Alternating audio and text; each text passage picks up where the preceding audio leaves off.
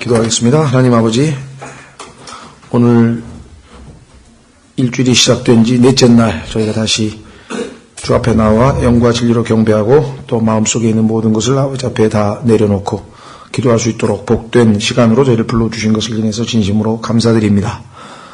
첫째 날부터 오늘 이 시간에 이르기까지 저희의 삶을 돌아보면 저희가 감히 하나님 앞에 나올 수 없는 존재임을 다시 한번 고백드리지만, 그럼에도 불구하고 주님의 약속하신 약속을 저희가 상기하고 오직 은혜의 왕좌 앞에 주 예수 그리스도의 보배로운 피를 힘입어 담대히 나왔습니다. 약속하신 대로 긍휼을 베풀어 주시옵시고 또 필요한 때에 도우시는 은혜를 베풀어 주셔서 저희로 하여금 참으로 하나님께서 어떠하신 분인지 더욱 깊이 알아가고 하나님의 그 크신 은혜와 사랑 앞에 저희가 부복하고 그 은혜와 사랑을 참으로 풍성히 충만히 누리며 하나님을 드높이고 하나님께 감사하는 마음이 넘치고 우리가 하나님으로 인해 복스러운 자들이 다 될 수 있도록 도우시기를 이 시간 주 앞에 간절히 간구합니다.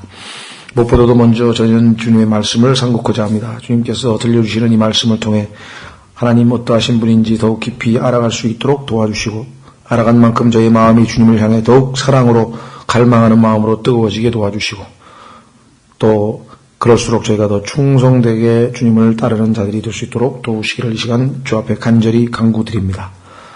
주님께서 부족한 자에게 맡기신 말씀의 사역을 감당하기 위해 이곳에 왔습니다. 그러나 심히 무지하고 무능하고 무기력함을 고백드립니다. 그럼에도 불구하고 오직 주님 약속을 신뢰하오니 택하신 자를 능하게 하시며 또 진리의 영께서 모든 진리 가운데로 인도하시겠다는 약속을 신뢰하옵니다. 주께서 주님의 몸된 교회에 주신 목사와 교사로서의 은사를 주님 발휘할 수 있도록 역사하셔서 이를 통해 주의 백성들을, 주의 자녀들을 완전함에 이르게 하는 귀한 역사가 이르게 하시고 또 이 시간을 통해서 저희가 주님을 더욱 깊이 알아가는 그런 시간 되도록 다시 한번 간구합니다.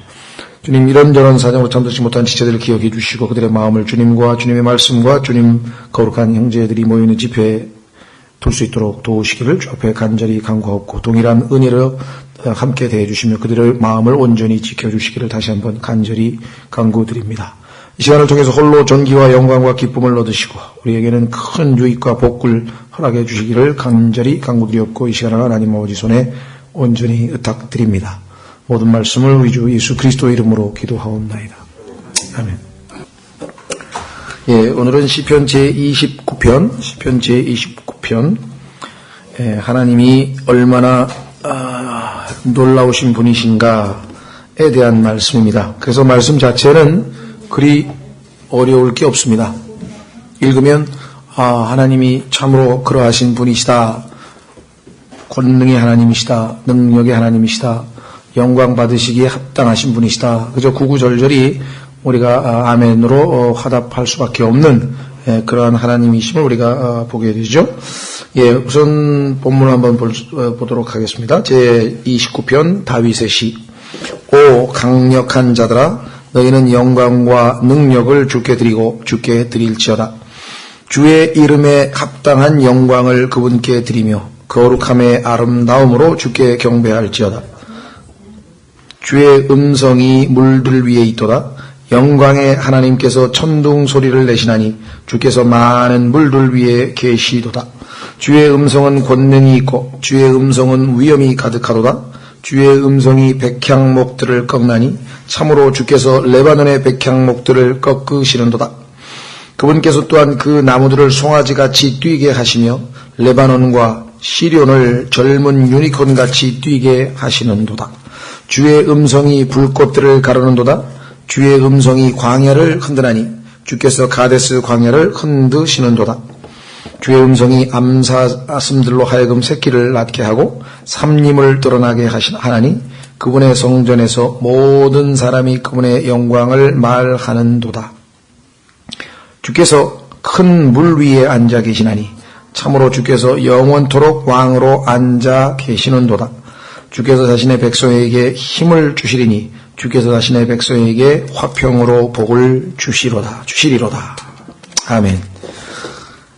주님이 어떠하신 분임을 그대로 아주 신앙 고백으로 나와 있기 때문에 무슨 특별히 어려운 내용은 없습니다. 다만 우리가 이 어마어마한 하나님을 과연 내가 얼마만큼 알고 있는 것인가, 이 하나님과 얼마나 친밀한 교제를 하고 있는 것인가?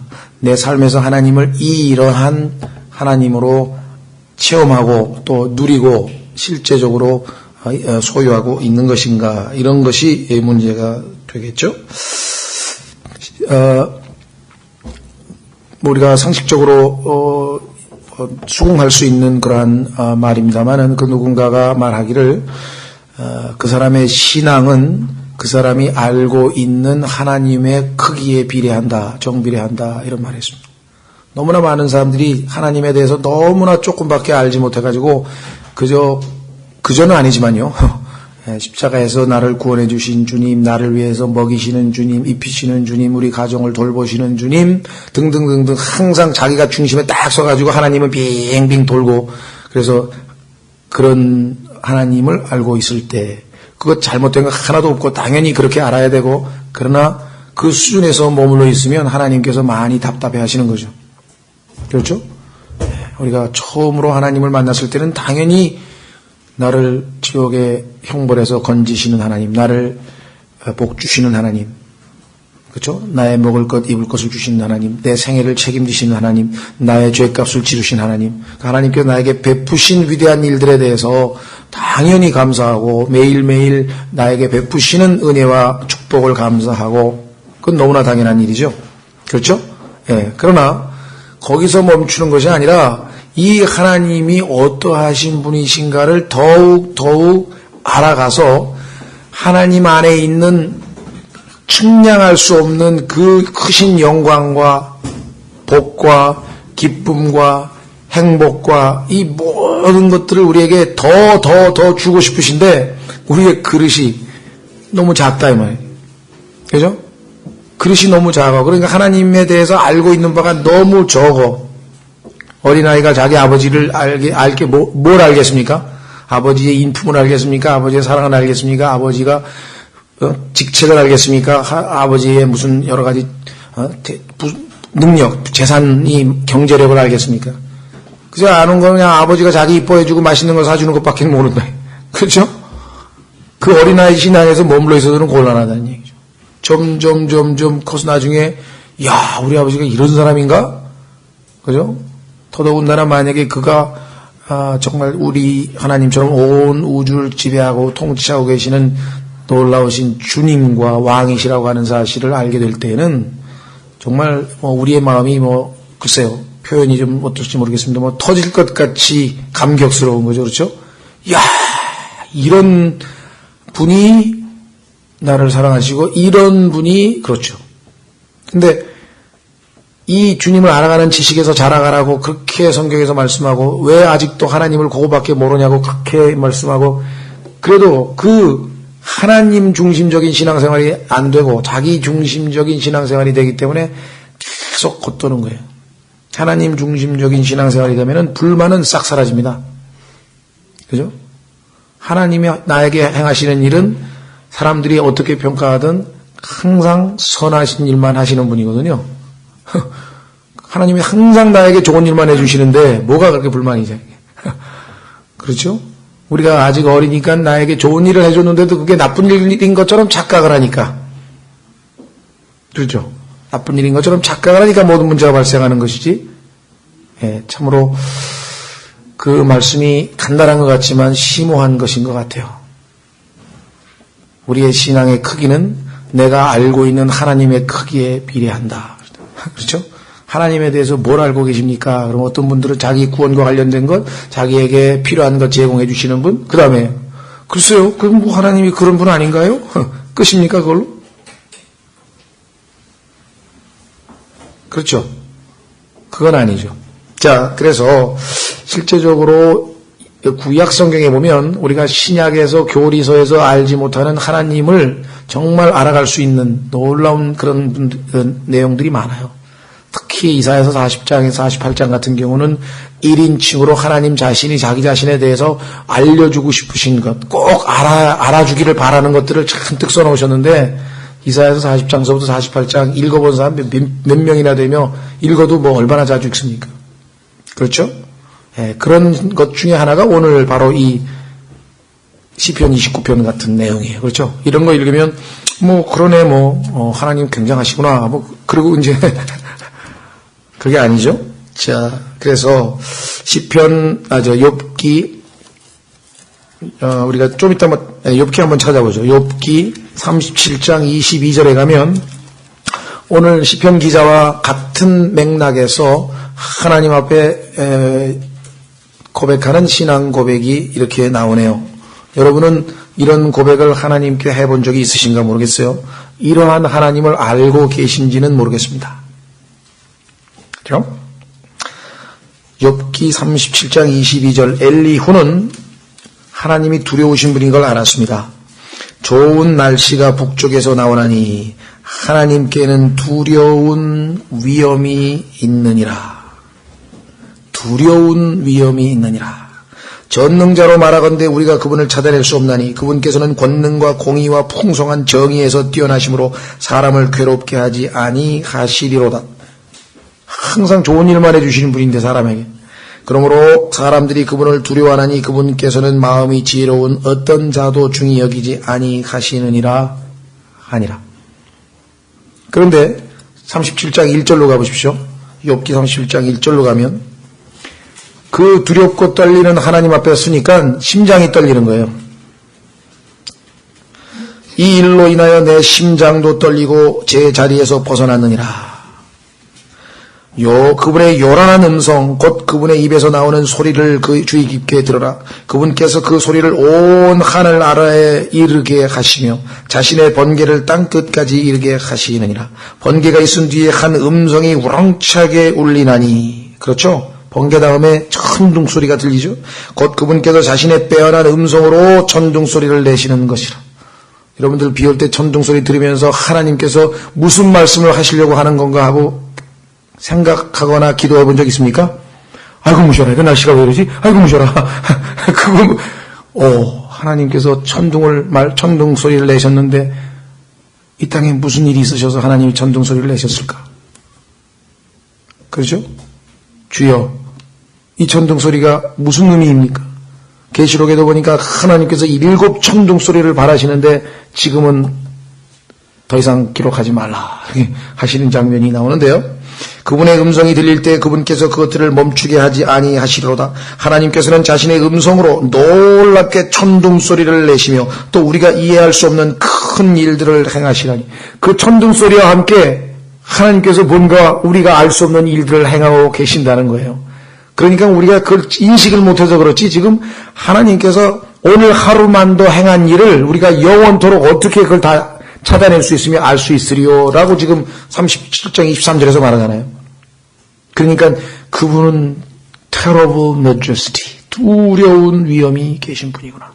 우리가 함부로 요즘에 하나님 우리가 물론 하나님을 아빠라고 부를 수 있는 아버지라고 부를 때 그 아빠라고 하는 것은 하나님에 대한 어떤 이 친밀감, 아들로 대해주시는 것에 대한 친밀감으로 우리가 아버지라고 하는 거지만 그게 도가 지나쳐서 무슨 하나님을 친구 대하듯이 하이 데디 하나님 아빠 안녕하세요 이런 정도에도 가볍게 대하는 투의 그런 아주 이상한 분위기가 흘러가는 것 같은데요. 그거는 친밀감과는 다른 겁니다. 하나님에 대한 두려움이 유지되는 가운데 그 거룩함과 의로움 앞에 두렵고 떠는 가운데에도 하나님의 사랑을 신뢰하기 때문에 우리가 아버지라고 부를 수 있는 거지. 하나님께서 만만한 분이 되셔가지고 우리가 그냥 하나님 내 아버지 아니야? 하이 데디? 이러는 게 아니라는 거죠. 오늘날 너무도 엉뚱한 길로 들어가는 것 같아요. 자, 그래서 우리는 이제 참 놀라우신 하나님에 대해서 한번 이제 시편 29편을 통해서 한번 확인해 보도록 하겠습니다. 오 강력한 자다 너희는 영광과 능력을 주께 드리고 주께 드릴지어다. 이 강력한 자라고 하는 말은 성경에서 보면은 통치자, 왕, 여러 가지 소위 말하면 세속적인 권력을 가지고 있는 사람을 할 때 쓰이고요. 그다음에 영적으로는 천사들과 스랍들과 그룹들과 그래서 영적인 의미에서의 마이티가 있고 이 지상에서 세속 권력을 가진 자로서의 마이티인데 영적이 됐던 세속 권력이 됐던 간에 모든 이 땅에 소위 말하는 능력 있는 자라고 하는 자들이 가장 the almighty 전능하신 그분 앞에 엎드려야 되는 거예요. 그러니까 여러분이 탁 의장대에 사회를 하면서 그냥 이명박 대통령이 격려를 받으면서 막 얼마 전에 또 전군 별자리가 그게 150명이 모였는데 실제 별수가 220개라 그러는데요.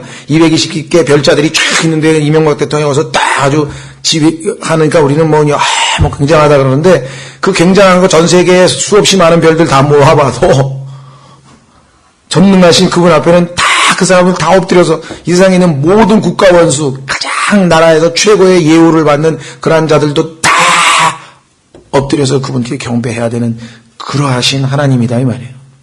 근데 그분이 여러분과 저를 위해서 인간의 몸을 입고 이 땅에 찾아오셔서 사랑을 십자가에서 보이셨다. 이렇게 돼야 감격이 생기는 거죠. 이거? 그러니까 그 선하심을 맛보면 회개하고 구원받을 수밖에 없죠. 그러니까 복음 전할 때 정말 이 죄에 대해서 그 사람이 조금이라도 인식하면 즉시로 이 하나님의 어마어마하신 분이란 걸 알고 그분의 선하심을 맛보게 할 때에 죄인이 회개할 수밖에 없죠. 그 어마어마한 사랑에 어떻게 안 무너집니까? 사람들이. 그렇죠? 오 강력한 자들아 너희는 영광과 능력을 주께 드리고 주께 드릴지어다. 주의 이름에 합당한 영광을 이 세상에 있는 모든 통치자들과 왕들과 높은 자들과 위정자들과 뭐가 됐든 간에 그분의 이름에 합당한 건 다 엎드려야 돼. 온 우주 만물이 그분의 물 앞에 엎드려 영광을 그분께 드리며. 그런데 그분께 영광을 드릴 때 한 가지 중요한 게 있어요. 그것은 뭐냐? 거룩함의 아름다움으로 주께 경배할지어다.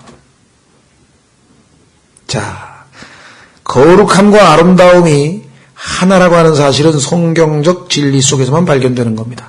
사람들은 이 거룩함에 대한 착각 때문에 무슨 불교 사원에 가니까 분위기 거룩하더라 그러고 이런 거 그런 의미의 거룩하고는 성경에서 말하는 거는 아닙니다.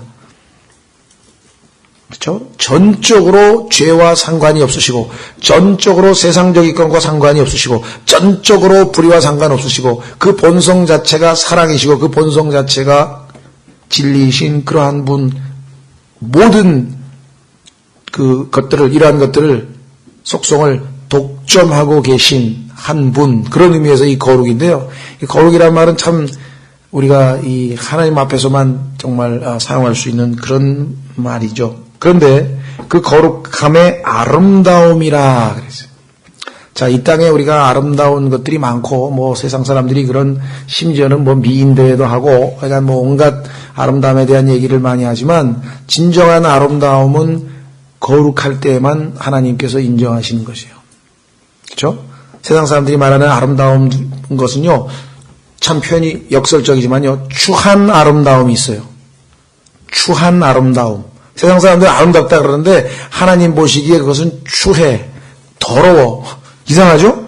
추한 거하고 아름다운 거는 반대되는 말인데 하나님 보시기에는 세상 사람들이 말하는 그러한 미라고 하는 아름다움이라고 하는 것이 추한 아름다움. 왜? 거룩함이 상실되어 있기 때문에. 신적인 거룩함이 거기에 들어있지 아니하면 하나님 앞에는 그건 아름다움이 아닙니다. 진정한 아름다움은 거룩할 때에만 나타나는 것이에요. 성경에 보면 이 두 가지가 평행 같이 가고 있는 게 너무나 많아요. 그죠?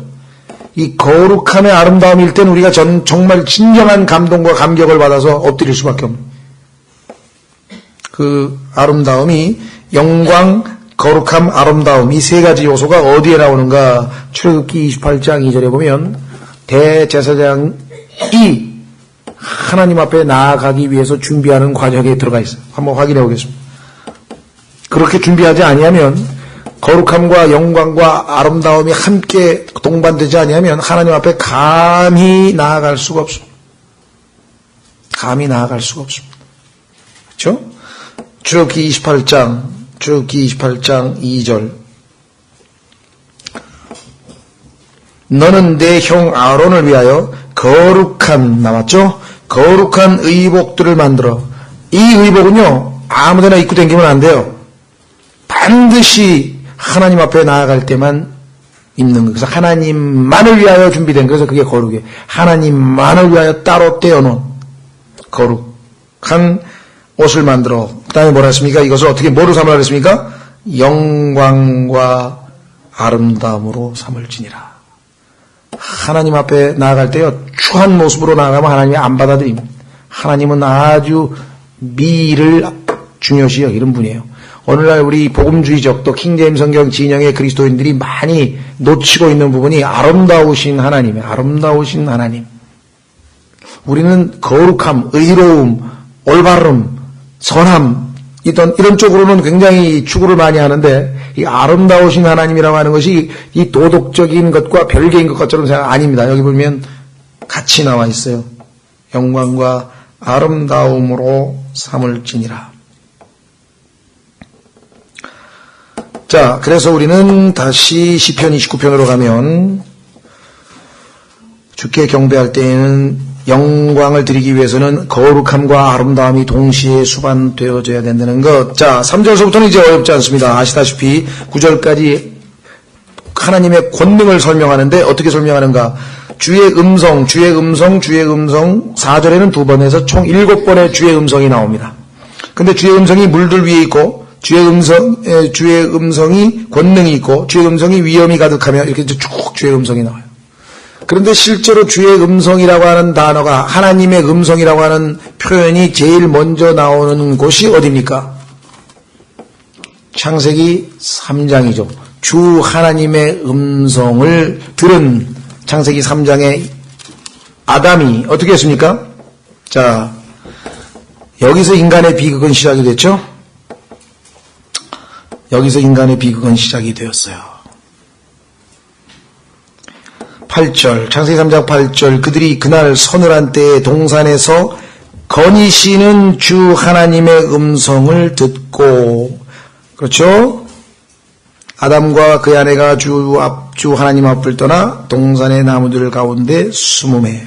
여기서 우리말로 보면 거니시는 주 하나님의 음성을 듣고, 그러니까 이 주 하나님이 거니시는 거고 그분이 음성을 발했다 이렇게 우리가 보통은 생각하는데 그러나 이게 그렇지 않습니다. 영어 문법에 보면은 The voice of the Lord God 이게 목적어예요. 그러니까 주 하나님의 음성이 의인화되어 있어요. 주 하나님의 음성이 walking 걸어가고 있었어요. 음성이 어떻게 걸어가? 그러니까 의인화됐다 그랬잖아요. 그렇죠? 새가 운다 그러잖아요. 새가 노래한다 그러죠. 그렇죠? 장미가 방긋 웃는다 그러죠. 진짜 웃었나요? 의인화시켰죠. 주 하나님의 음성이 walking 걷는 소리를 들었다 그랬어요. 그 주 하나님의 음성이 누구겠습니까? 주 예수 그리스도시겠죠. 그래서 구약에 보면은 주 하나님의 음성은 예수 그리스도에 대한 타이틀, 칭호 중에 하나로 나와 있습니다. 그래서 오늘도 보면은 주의 음성이 7번에 걸쳐서 말씀하고 있는데 3절 주의 음성이 물들 위에 있도다. 예수님께서 거처하고 있는 곳 지금 셋째 하늘에 있는데 셋째 하늘이 물들 위에 있다는 것 여러분 잘 아시죠? 물들 위에 있는 것. 첫째 하늘 그 위에 자 첫째 하늘은 어디 위에 있습니까? 바다 위에 있잖아요. 바다보다 더 위에 있잖아요. 그죠?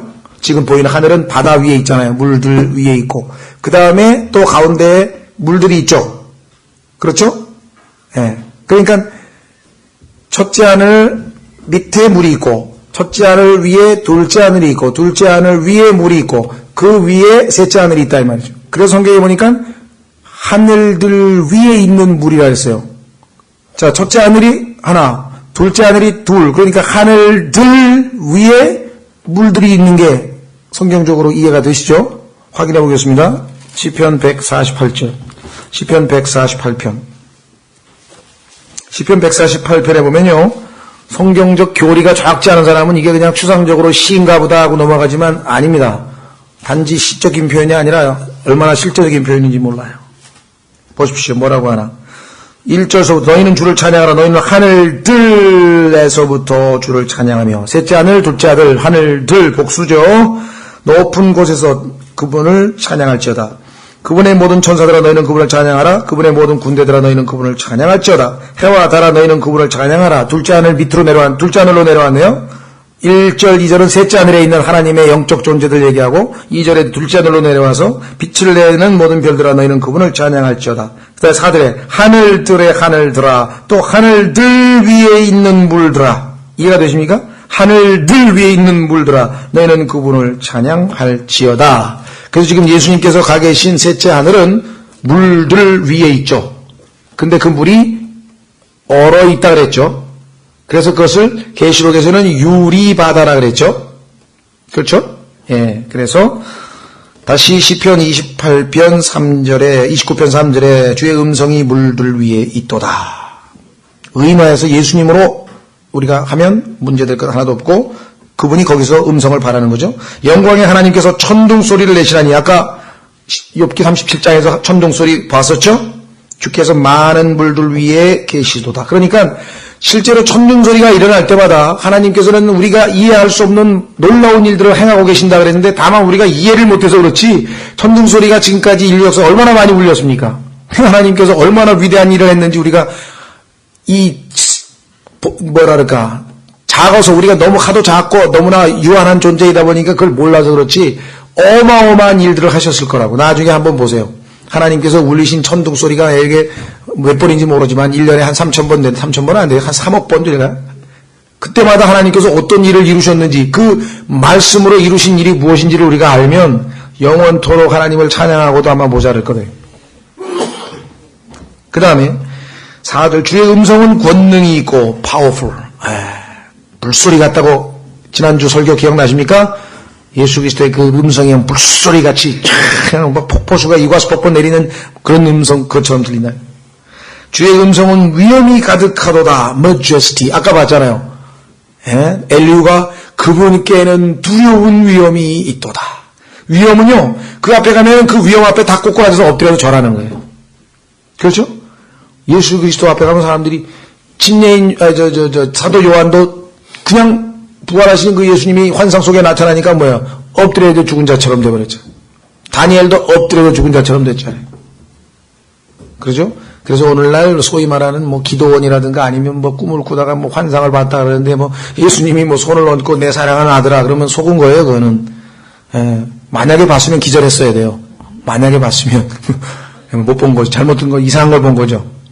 성경적으로 보면 금방 이해가 돼요. 그렇죠? 지금 현재 여러분과 제가 육체를 입고 있는 상태에서는 그분을 보면 다 꼬꾸라져서 다 이 몸의 죄를 지니고 있기 때문에 근접할 수가 없죠. 자, 그래서 5절 주의 음성이 백향목들을 꺾나니. 여러분들 뭐 이 천둥 번개 치면서 벼락 치면서 그냥 나무 꺾이는 거 많이 보셨죠? 참으로 주께서 레바논의 백향목들을 꺾으시는도다. 비유적으로 하면 레바논의 백향목들은 성경에서 왕들을 예표할 때 많이 나와요. 왕들을 상징하죠. 아주 백향목도 아주 꼿꼿이 솟은 아주 그 나무들. 성경에 보면은 인간을 나무에다가 비유한 거 아시죠? 어떤 소경이 침을 발라서 예수님께서 눈에다 이렇게 해가지고 싹 뜨게 해줬더니 뭐 보이냐 그랬더니 사람들이 나무들처럼 걸어가는 것이 보이나이다. 기억나세요? 그래서 왜 사람들이 족보라고 했을 때 family tree라고 하는 말 쓰는지 이해가 되세요? 나중에 가니까 우리 인간의 수명이 어떻게 돼요? 나무의 수명처럼 900살서부터 1000살까지 산다고 성경의 천년왕국 때 수명도 기억나세요? 이 세상에서 얘기하는 게 다 성경에 비춰보면 다 이유가 있는 거예요. 왜 패밀리 트리라고 하는지서부터 시작해서 왜 나무에다가 수명이 긴 거를 비유하는지서부터 시작해서 그래서 이 백향목은 나무 중에서 아주 최고예요. 최고. 그러니까 뭐 이 땅에서 제일 영광을 누리고 사는 자들, 왕들을 나타내는 거죠. 그렇죠? 그래서 성경적으로 얼마든지 상징적 해석이 가능하지만 일단 여기는 자연에 있어서 가장 자기를 뛰어나게 그래서 성경에 보면요. 왕들이 사람들을 가시나무, 그다음에 올리브나무, 포도나무에다 비유한 내용, 성경에 곳곳에 몇 번씩 나오잖아요. 그렇죠? 자, 그 다음에 그분께서 또한 그 나무들을 송아지같이 뛰게 하시며, 나무가요, 뿌리째 뽑혀 날아가요. 하나님께서 천둥 번개를 내리치면 그냥 나무가 무슨 미사일처럼 날아가 버린다니까요. 뽑혀가지고, 어마어마한 뿌리를 받고 있는 그 나무를 그냥 뿌리째 뽑아가지고 날려버리시는 권능이 있는 하나님 앞에 인간이 뭐 어떡하겠어요? 무릎 꿇고. 그 하나님을 안 믿고 그 하나님을 대적하고 그 하나님을 정말 안 모시고 사는 건 정말 이 세상에서 사는 사람 중에서 너무너무 아주 이 잘못된 선택이죠. 그분께서 또 간 나무들 송아지같이 뛰게 하시며 레바논과 시련은 그 지명 이름이죠. 옆에 있는 지명 이름인데, 어딥니까? 아이에 보면 신명기 3장 9절에 보면은 그 지명 이름이 뭐라고 설명되어 있는 거 아니, 그냥 찾지 마시고, 제가 그냥, 시돈이라 부르고, 그러니까 시돈 사람들은 시돈이라고 부르는데, 아모리 족속은 순일이라고 부르는데, 그 원래 이름은 뭐냐? 헤르몬산이에요. 헤르몬산을 이 지방에서는 이렇게 부르고 저 지방에서는 저렇게 부른다. 뭐, 우리도 뭐, 지금 서울을 조선 사람들은 조선시대에는 한양이라고 불렀고, 또, 어디에요? 그전에는 뭐라고 불렀나? 동경은 저기 경주였지. 번경, 서경은 뭐라고 안 불렀나요? 한양, 서울, 또 뭐, 한성, 경성, 하여간 뭐 이래가지고 그렇게 불렀던 것처럼 성경에도 지명이 여러 개가 이렇게 나올 때가 있는데요. 시련을 젊은 유니콘 같이 뛰게 하신도다. 땅을 다 아주 막 뒤집어 넣어버리시는 어마어마한, 요번에도 보니까 뭐, 하나님께서 그냥 정신 차리라고 해서 하셨는지, 그 아이슬란드인지 아일랜드인지, 뭐 그린랜드인지 뭐 하여간 뭐 화산 조금 건드렸더니 그냥 비행기가 막 열흘 동안 그냥 뭐 뜨지도 못하고 꼼짝달싹 못하고 지금 그러고 있죠. 그렇죠? 예. 그러니 나중에 뭐, 하나님께서 계시록에 나오는 그 7년 동안에 일어나는 그런 일들 벌어지면 정말 상상을 초월하죠. 예수님께서 말씀하시기를 전무후무한 환란이라 그랬으니까. 예. 자, 7절 주의 음성이 불꽃들을 가르는도다. 그냥 번개들이 그냥 다 나눠서 디바이드. 주의 음성이 광야를 흔드나니 주께서 가데스 광야를 흔드시는도다. 그러니까 주의 음성이 오면요, 저 북쪽에 레바논서부터 시작해가지고 헤르몬산을 거쳐서 나 200km를 그냥, 여러분들 그 태풍이 막 몇천 킬로씩 그 커버하는 거 보셨죠? 그게 그냥 뭐 한번 휘쓸고 가면, 근데 그게 아주 맛보기를 보여주신 거라 돼. 전무후무한 일이 벌어지는 거예요. 우리는 뭐 하늘에 올라가서 구경하겠지만 정말 어마어마하십니다. 어마어마하셔요. 그렇죠? 9절 주의 음성이 암사슴들로 하여금 새끼를 낳게 하고, 이게 뭔 소리냐? 암사슴들이요 너무 놀래가지고 소위 말하면 조산을 하는 거예요. 조산. 새끼들도 지금 아주 막 급박스러운 긴장된 순간에, 여러분들 그 짐승들은 알죠? 탁 해가지고 벌써 지진난다 그러면 그냥 쥐들이 그냥 다 어디로 간다잖아요. 뭐 하여간 뭐 자기들은 본능적으로 하나님이 주시는 딱 해야 다 도망치죠. 그래서 그거 보고 사람들도 뭔 일이 벌어지는가 보다. 뭐 지상 관측 만들고 지질 연구소 만들고 맨날 해도 그 예방 못해요. 차라리 짐승 쥐나 뭐 이런 걸 관찰하는 게 나아. 걔네들이 이상하게 행동하고 이거 뭔 일 벌어졌구나 이렇게 되는. 예? 그래가지고 암사슴들로 하여금 새끼를 낳게 하고 삼림을 드러나게 하나니 다 뒤집어 엎어버렸대. 드러나게 한 얘기는 덮어놨던 삼림이 막 다 까뒤집어졌어. 그분의 성전에서 모든 사람이 그분의 영광을 말하는도다. 와, 어마어마한 하나님이십니다. 놀라운 능력이죠. 그렇죠. 사람들은 그저 뭐 이과수 폭포, 난 텔레비로만 봐서 그 장대함을 잘 모르겠는데 그거 한번 보고 와서도 와 어마어마. 근데 이과수 폭포 저 지구상에 있는 그거 하나잖아요. 그렇죠? 그런데도 전부 다 막 아주 그 자연의 뭐 광대함에 장대함에 질렸다 그러고 뭐 이러잖아요. 요번에도 뭐 오은선 대장인가 뭐 거기 올라가면서 큰 만년설 앞에서 그냥 뭐 숙연해지고 장엄해지고 뭐 그래서 뭐 어머니 자연한테 막 절도 하고 막 예배도 드리고 막 참 하늘에서 하나님께서 가서 오셔서 성경의 시편에 보니까 웃으셨다 그랬는데 얼마나 우스워요. 그 하나님이 말씀으로 만든 그 피조물에게 엎드려가지고 절하고 막 설산이 대단하다 그러고 그러는데 그 하나님께서 입김만 불어넣으면 하루아침에 그냥 그 비가 다 녹아버려요. 그냥 우주가 다 홍수로 그냥 뒤집어지는 거예요. 그래서 하나님께서 자신을 능력을 드러내시는 방법 중에 하나가 주의 음성. 10절 11절 주께서 큰 물 위에 앉아 계시나니, 아까 말씀드렸죠? 셋째 하늘은 지금 큰 물 위에 있다고 얘기를 했습니다. 참으로 주께서 영원토록 왕으로 앉아 계시는도다. 그러니까 우리가 참으로 영원토록 영광을 돌릴 수밖에 없는 분이시고, 우리에게는 참으로 복된 일이 아니할 수 없습니다. 왜? 이 놀라우신 이 권능의 하나님이 의로우시고 거룩하시고 사랑이 많으시고 은혜로우신 분이라는 사실이 우리를 안심시키는 거예요. 이렇게 엄청난 권능을 가진 분이 잔인한 하나님 어떻게 됩니까? 그냥 끝나는 거예요, 그냥. 그렇지 않아요? 이분이 뭐 히틀러 같은 독재자, 그러면 뭐 어디 숨을 데가 없잖아요. 그냥 SOS인지 뭐 시켜가지고 그냥 독일 그 척보대 시켜가지고 그냥 유대인들 싹 잡아내가지고 전부 다 가스실로 보내버렸잖아요. 근데 이분이 우리를 죽기까지 사랑하시는 사랑의 하나님이시다. 막 이보다도 우리를 감격시키는 게 있습니까? 이 어마어마하신 하나님이 우리의 먹는 것, 입는 것 하나까지 다 챙기시는 세밀하신 자상하신 하나님이시다. 오죽하면 하나님께서 하늘에서 내려다보고 과부와 아비 없는 자와 남편 없는 자, 과부를 내가 아주 불쌍히 여기고 나는 과부의 하나님이고 아비 없는 자의 하나님이라. 그러니 너희도 그들을 불쌍히 여기고 추수할 때에도 포도를 딸 때에도 땅에다 포도 좀 많이 흘리고 곡식을 딸 때도 비다가 다 남겨놔라. 왜? 내가 그들을 먹이려고 하노라. 이런 하나님 보셨어요? 그러니까 우리는 우리 하나님을 마음껏 어디 가다 자랑해도 조금도 부끄러워할 것도 없고요. 뭐 점점 더 자랑스러운 분이시라고요. 그럴 때 하나님께서 영광을 받는데, 그렇죠? 하나님에 대해서 우리가 아는 게 너무나 적어가지고 하나님 십자가 우리를 사랑하셨어. 그것만 아는 것도 대단한 거지만 이 밤낮 그 얘기만 하면 안 된다 이 말이에요. 이분이 그래서 아는 지식에서 자라가라 그랬잖아요. 그죠? 3살짜리 아이가 아버지에 대해서 아는 거하고 6살짜리 아버지 아는 거, 뭐 10살, 15살, 20살짜리가 아버지에 대해서 아는 거는 뭐 천지 차이죠. 그렇죠?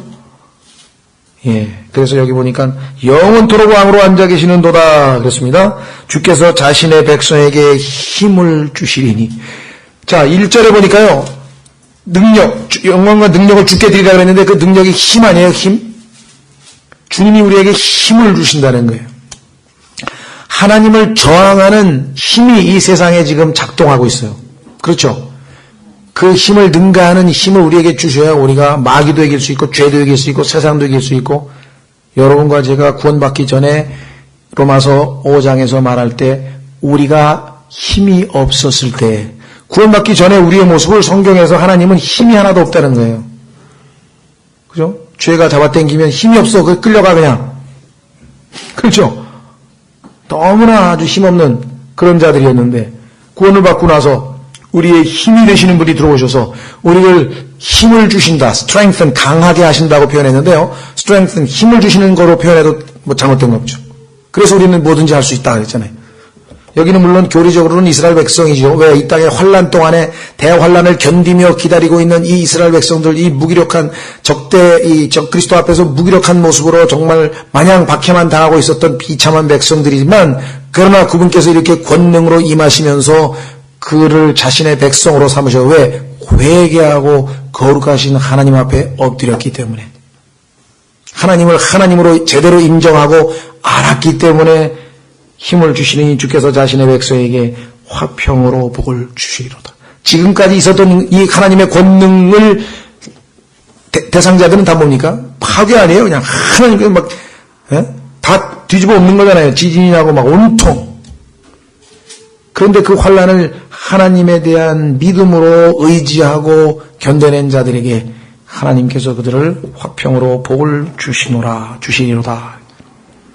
교리적으로는 예수 그리스도를 기다리고 있는 환란 때 유대인들에 대한 하나님의 말씀이지만 이 말씀을 통해서 우리는 하나님이 어떠하신 분인가를 더 조금씩 알아가잖아요. 그렇죠? 지금 만약에 지금 이 순간부터 10분간도 필요 없다. 5분간 연속적으로 무시무시한 천둥이 울렸다. 어떻게 되겠습니까? 우리나라에 한 100만 명은 아마 기절해가지고 죽을 것 같아, 나는. 지금부터 5분간 스트레이트로 천둥이 울려요. 온 천지가 떠나가는 천둥이 5분만 딱 울리면, 내 생각에는 한 100만 명은 아마 죽지 않을까요? 심장마비로 죽든지, 뭐로 죽든지. 아니면 뭐 두려워서 뭐 땅을 파고 들어가다 어디로 다 숨어.